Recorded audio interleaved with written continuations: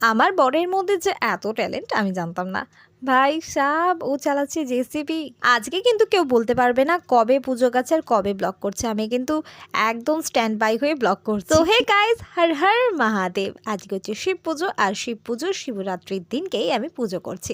সকাল থেকে উপোস ছিলাম আর সন্ধ্যেবেলা থেকে শুরু করেছি মহাদেবকে সাজানো। আজকে তো ওনার দিন, তাই না? তাই ওনাকে ভালো করে সাজাতে হবে। তো আমার ঘরের যে মহাদেব আছে ওনাকে ভালো করে আমি সাজিয়ে গুছিয়ে নিয়েছি। তারপরে ওনার আসনে আমি ওনাকে রেখে দিয়েছি।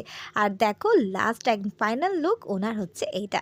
তারপর মহাদেবকে একটুখানি পরিষ্কার করে নিজে একটুখানি ব্রেক নিলাম, খেলাম লাল চা। তারপরে রেডি সেডি হয়ে চলে এলাম আবার পুজো দিতে। সাপটা দেখতে পাচ্ছ তো, আসল সাপ। না একদম বিয়ের আগে ব্রাহ্মণ হতো আমার মা বা ঠাম্মা, এখন বিয়ের পরে হয়েছে আমার শাশুড়ি মা। আর এখানে কিন্তু তুয়া বুড়িও আছে আমার সাথে পুজো করছে। বলছে তোমরাই শোনো। তো পুজো আমার শেষ, চলো আজকে